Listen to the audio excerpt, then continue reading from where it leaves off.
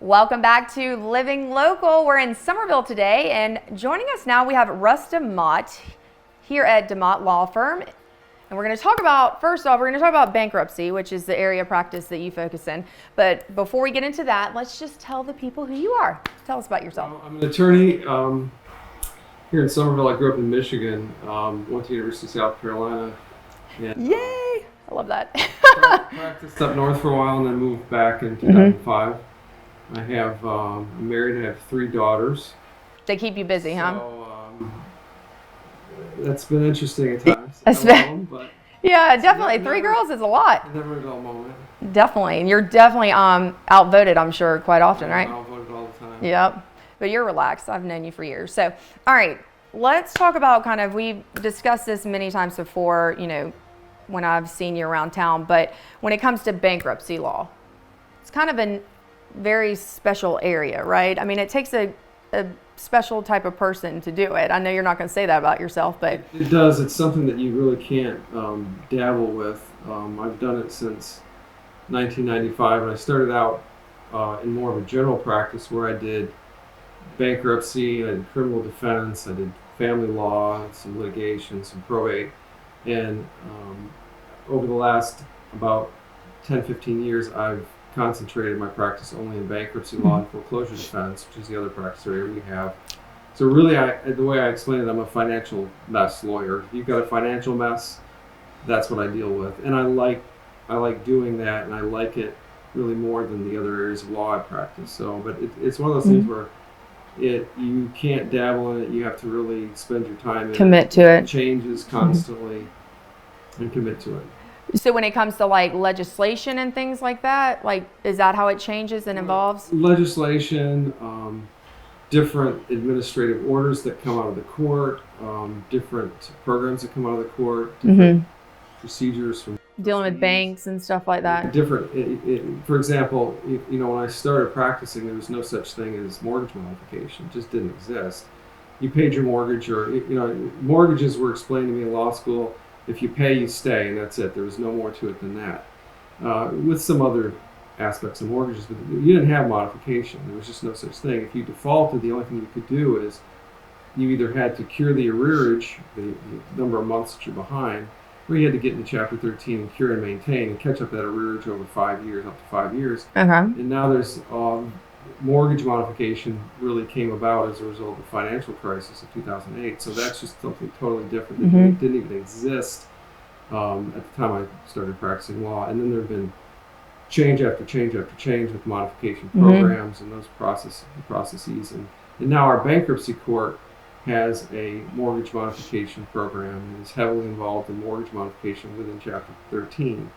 And there's a whole set of rules with how you do that and what you have to do and what portal you use to upload documents and how much time you have to do it and all those things. So that's why they hire you to handle all that, right?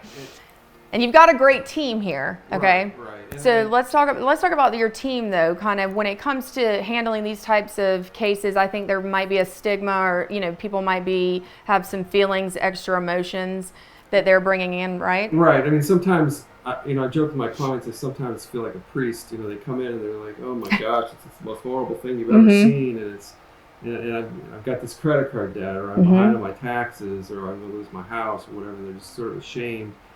And usually my icebreakers, I look at the paperwork and say, "This isn't that bad. You're not even gonna get an honorable mention. I've seen way worse than this." Oh, I love that. I'm like, because I really, the odds are that you're not going to show me the biggest mess I've ever seen.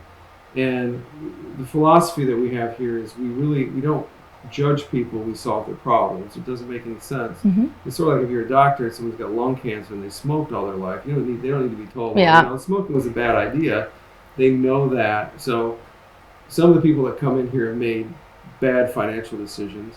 Some are just victims of bad luck, economy, bad luck, divorce, COVID, 1,000 other things. So, but some people have made bad decisions, and it just doesn't make sense judging them or making them feel uncomfortable. It's a matter of just fixing it. Well, them walking through the door is a success already, right? I mean, because they could just give up, and it seems that would mean that they're trying to make it right? And one of the things I hate to see is when people make their own decisions before they get professional help, and then they come to me and they say, "This is what I've done," and it's You're just like, a disastrous idea. yes. And there's a couple kind of classic examples. I've seen. One of the worst thing I saw was it was during the financial crisis, where a guy tried to keep his rental houses, and the values kept going down and down and down and down.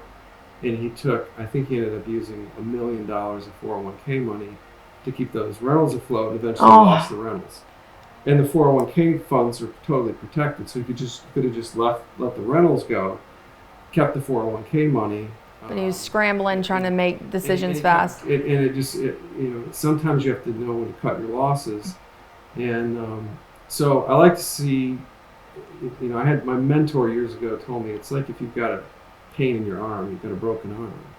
You go to the doctor. You don't walk around holding your arm and miserable and you can't sleep. They make them even worse, right? Right. Exactly. All right. Well, before we head out, let's just talk about if I'm having some issues and I think bankruptcy is the way I need to go.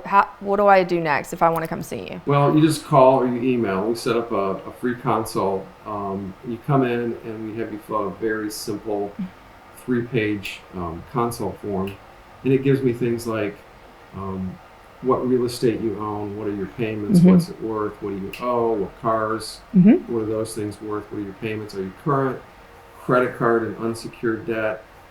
I want to thank you for having us today and inviting us to your new office. It's spiffy here, Cedar Square, huh? Thank you. You did a good job. You got a good little, eye for it. We moved here in January and we've kind of gussied it up a little bit. Yeah, it's looking real good.